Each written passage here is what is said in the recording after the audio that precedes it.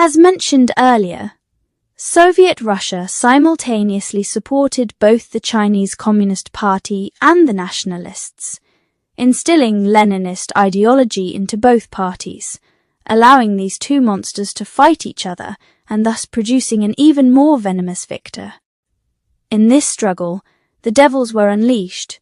Chiang Kai-shek, Japan and the CCP clashed across the land, staining every inch of territory with blood.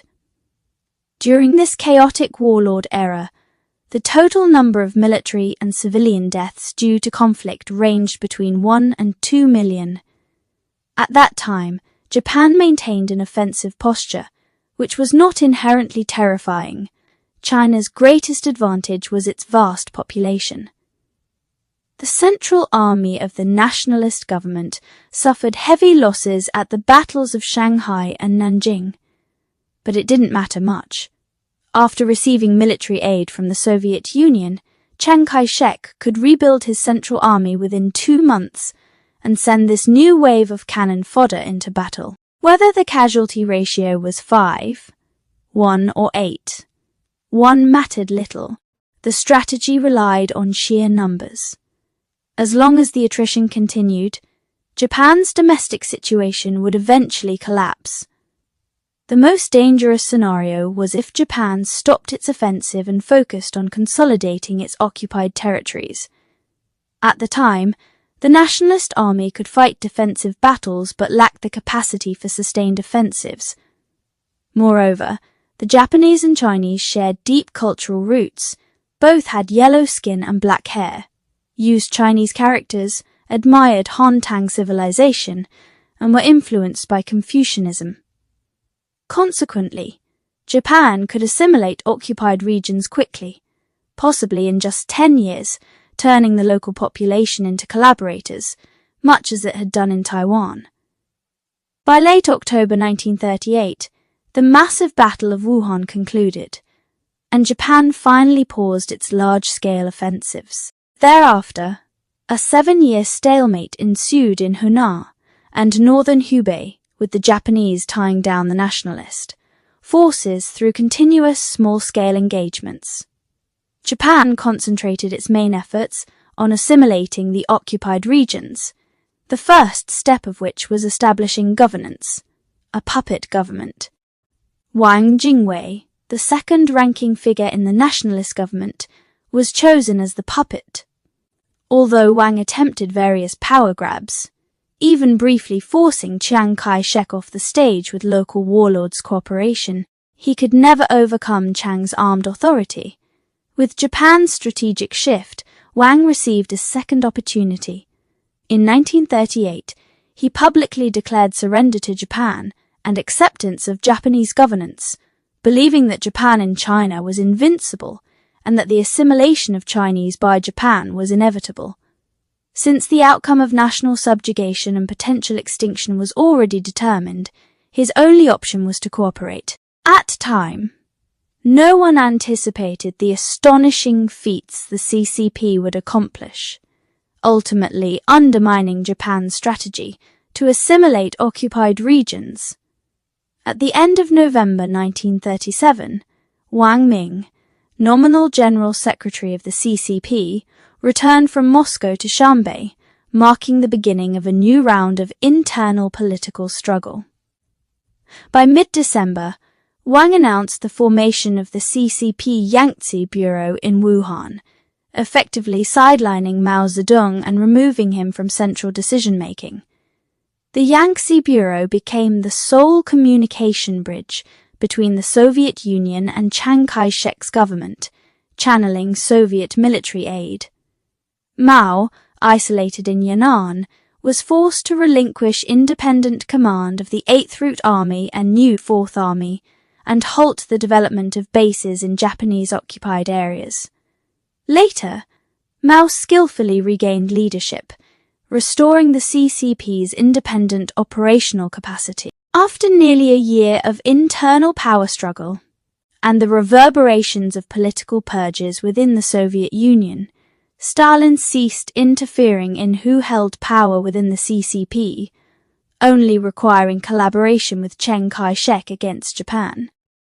Once Mao's envoys confirmed the limits from the Soviets, he convened the 6th plenary session of the 6th Central Committee, a 2-month-long meeting that showcased his political acumen.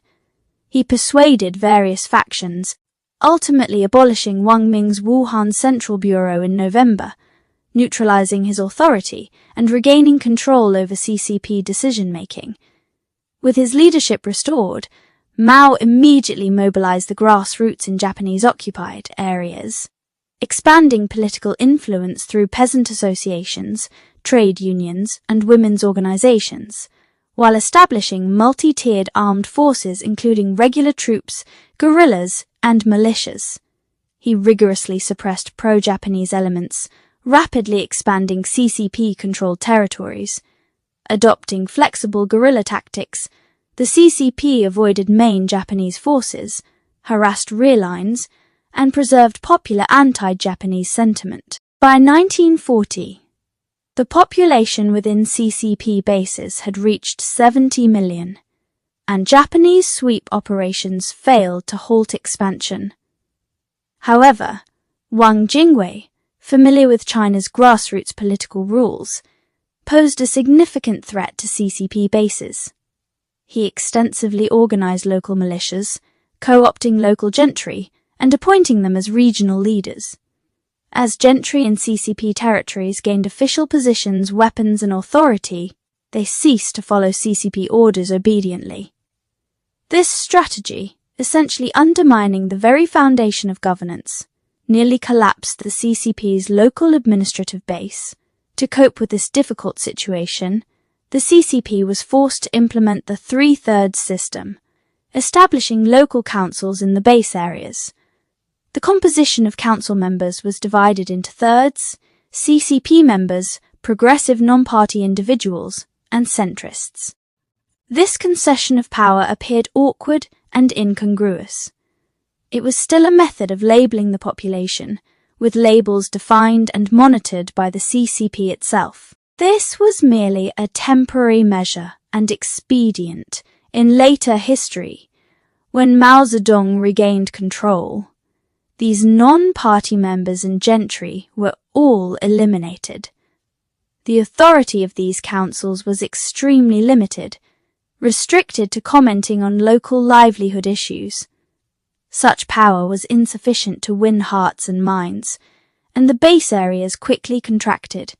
To demonstrate military strength to the vast gentry class, from August to October 1940, the CCP consolidated scattered forces, sabotaged Japanese railway networks, and eliminated dispersed local militia organizations. The effect of this show of force was minimal. By mid-1942, the CCP's controlled territory had shrunk by half. However, Wang Jingwei's local reforms required enormous financial resources. Maintaining large numbers of local militia units down to every county and township amounted to millions of personnel. Meanwhile, his puppet government also needed to organize an even larger regular army to assist Japanese operations. This massive fiscal burden quickly overwhelmed Wang Jingwei's administration. By 1942, his government had to survive by issuing bonds. Japanese financial support was very limited, so Wang's administration was forced to levy contributions from local gentry, and if unable to collect, to confiscate property. This approach drove the gentry toward the CCP. As a result, after 1942, life in CCP base areas began to improve day by day. By 1943, the CCP had fully restored the extent of its controlled territory. On the nationalist side, Chiang Kai-shek's close friend General Dai Li began establishing the Military Statistics Bureau, a systematic intelligence organization. Agents in this bureau were required to possess comprehensive skills, including combat, cryptography, intelligence gathering, concealment, and tracking. In 1938, during fierce battles against Japan, the importance of intelligence and espionage increased significantly. Even after major cities fell to the Japanese invasion, The Military Statistics Bureau did not retreat, but instead established numerous operational stations. Agents carried out assassination missions, almost daily targeting high-ranking officials in Wang Jingwei's puppet government and pro-Japanese businessmen. Anyone marked for elimination by General Dai Li rarely survived a week. To complete these missions, agents paid a heavy price. By the end of the anti-Japanese war, a total of 18,000 agents had sacrificed their lives. By this point, the CCP had created a climate of red terror in the rural areas under Japanese occupation, while the Military Statistics Bureau executed white terror in the cities. This dual-strike approach completely undermined Japan's strategy to assimilate China. Red terror combined with white terror caused Japan's assimilation plan to utterly fail. Wang Jingwei's puppet government was overwhelmed by the situation, financially stretched to the limit. In November 1944, Wang Jingwei died of illness in extreme anxiety. Japan's defeat was inevitable. Realizing it could not assimilate the occupied territories, Japan concentrated troops and launched an attack on the Soviet Union in the Heilongjiang and Outer Mongolia direction's Nomonhan incident. Over 20,000 Japanese troops were completely surrounded and annihilated by the Soviet Far Eastern Tank Corps, with only 2,000 escaping. Japan's fragile tanks could still intimidate ill-equipped Chinese forces, but against the Soviet steel juggernaut, they were paper-thin, utterly crushed. This battle dramatically altered the European situation. On September 1, Hitler launched the Blitzkrieg against Poland, capturing Warsaw in just half a month. Faced with the aggressive advance of Hitler, the Soviets abandoned plans to expand gains and accepted a ceasefire with Japan, with both sides withdrawing troops. In subsequent battles with the nationalist forces, the Japanese army was gradually worn down. Although the nationalist army also suffered heavy casualties, their advantage lay in population. Losses could be replaced. A war of attrition Japan feared most. Japan realized such human cost warfare was unsustainable and needed a decisive battle. Japan was resolved to launch a decisive campaign to crush the will of the Chinese people. In 1940, Japan mobilized 100,000 troops for a decisive attack. The nationalists removed capable generals like Li Zongren from frontline defense. The battle saw multiple rounds of engagement. The Japanese forces were overstretched. Their fragile and lengthy supply lines could not sustain prolonged offensives. Eventually, Japan recognized that continuing such attacks with 100,000 troops was of limited value. Its main forces gradually shifted to Southeast Asia, clashing with the US Marines in the Pacific. By 1943, Japan entered a final phase of desperation. On the Pacific front, the Japanese army was relentlessly hammered on various islands, while in Burma they were repeatedly defeated by Chinese expeditionary forces. Japan's defeat became evident, yet the entrenched Japanese military refused to surrender. Launching last-ditch counterattacks to connect northern and southern land fronts and link with the Burma theatre, attempting to alter Asia's strategic situation. In August 1945, the US dropped atomic bombs on Hiroshima and Nagasaki, shattering Japan's domestic will to fight. The Soviet Union declared war on Japan. The Japanese emperor announced unconditional surrender, and Japanese forces finally withdrew from China. In the 14 years of invasion, Chinese military casualties totaled approximately 4 million, while civilian deaths exceeded 30 million, nearly 1/10 of China's population falling under Japanese gunfire. Then now, on this land of China, the remaining two armies were bound to clash. After the victory in the War of Resistance against Japan, Chiang Kai-shek experienced the high point of his life. Although in the final year of the war, due to complacency, waiting for victory, and jealousy, he suffered an unprecedented defeat and saw his international reputation plummet, compared to Wang Jingwei. At least Chiang persisted in resisting Japan. Now that victory had been achieved, he was regarded as the leader who had guided the Chinese people out of suffering, receiving the acclaim of the masses even amid the chaos of war. Chiang, driven by his cynical and suspicious nature, would torment frontline generals or remove those who shone too brightly. His jealousy caused local warlords to prioritize preserving their own power. Some local factions held serious resentment toward Chiang. From start to finish, Chiang positioned himself as a warlord content with his corner of the country. After the war, he had no intention of establishing a new governance system or centralizing authority. At this time, although the Communist Party's nominal army numbered only 50,000, it possessed enormous grassroots mobilization capabilities. The actual number of people under its control exceeded 1 million, giving it substantial combat power. During negotiations, Chiang indicated that he would allow the communists to continue holding large areas and base regions, essentially maintaining a divided state and the status quo of warlordism. As long as the communists nominally accepted nationalist governance and their nominal forces did not exceed those of the nationalists, Chiang did not really care. However, during the long negotiations, the two sides could not agree on territorial divisions, and armed clashes occasionally broke out. Moreover, the communists began establishing order within their controlled areas, implementing their signature policy, the land reform. This was the most powerful grassroots mobilization tool invented by the CCP. Launching land reform encouraged the masses to rise in rebellion, providing a shortcut to political power. With armed enforcement as a guarantee, the CCP gradually reduced landlords' rent shares. For landlords who resisted fiercely, the CCP employed a method uniquely Chinese, holding public complaint meetings where landlords were openly denounced, branded as traitors, and ultimately executed.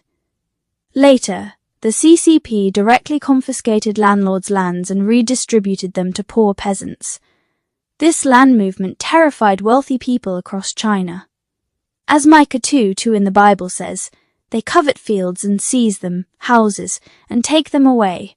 The final battle had become inevitable. In 1946, Chiang Kai-shek ordered a large-scale attack against the Communist Party. Both sides began engaging in various skirmishes across the Central Plains.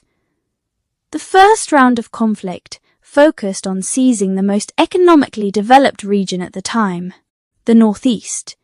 The nationalists gained the upper hand, pushing the communist forces into the harsh, frozen terrain, where cries for help went unanswered by heaven or earth.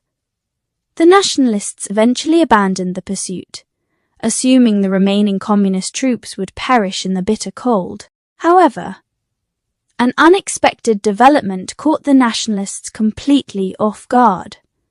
From the latter half of 1946, relations between the United States and the Soviet Union deteriorated rapidly, dividing the world into capitalist and socialist blocs. As a result, the Soviets strengthened their ties with the Chinese communists. In a moment of desperation, the USSR supplied the communists with large quantities of military equipment and experienced military advisors. These Soviet instructors filled the gaps in communist command capabilities, enabling the CCP to conduct large-scale operations. The Communist Northeast Iron Army began to take shape, gradually expanding its territory while forcing the nationalists to continuously shrink their defensive lines. Once the communists acquired heavy artillery clusters as a major weapon, several impressive victories demonstrated that their strength was no longer comparable to the past. By 1948, the Communist Army had grown to 1 million troops, all systematically trained by Soviet instructors, essentially transforming into a completely new force. Their astonishing pace of advance left the nationalist forces no time to surrender. Facing a fully mechanized communist army attacking from all directions with overwhelming force, the nationalists were doomed. 400,000 nationalist soldiers were captured, scattered, or absorbed into the Northeast Field Army, most of whom would later perish on the Korean battlefield. At this time, Chiang Kai-shek personally loathed the Soviet-style regime, so once he held supreme power, he immediately broke with the USSR. Meanwhile, the Soviets were providing the Communists with unlimited military supplies and advisors, and the United States abandoned support for Chiang's warlord-style nationalist government. To gain US backing, Chiang focused all his energy on the presidential election, attempting to cleanse his image of any authoritarian taint. During the campaign, rival factions fought bitterly, a political culture that would later carry over to Taiwan and persist to the present day. Facing the superior firepower of the Communist Army, Chiang was forced to print money out of thin air to purchase arms. By 1948, prices had skyrocketed 5.7 million times, the legal currency became worthless, and the economy reverted to a barter system. Citizens' savings vanished overnight, and any attachment to the nationalist government evaporated. In the decisive battles against the Communists, Chiang, despite being well-intentioned, lacked competent commanders. His 800,000-strong nationalist army was obliterated. In the subsequent series of engagements, the nationalists were powerless to recover. Chiang retreated to Taiwan, already aware that the government could collapse at any moment. Before retreating, he transported 3.5 million taels of gold, equivalent to 15 years of China's total gold production at the time, including 1.84 million taels collected from the populace through the issuance of gold yuan notes. The great overlord Mao Zedong began his centralization of power.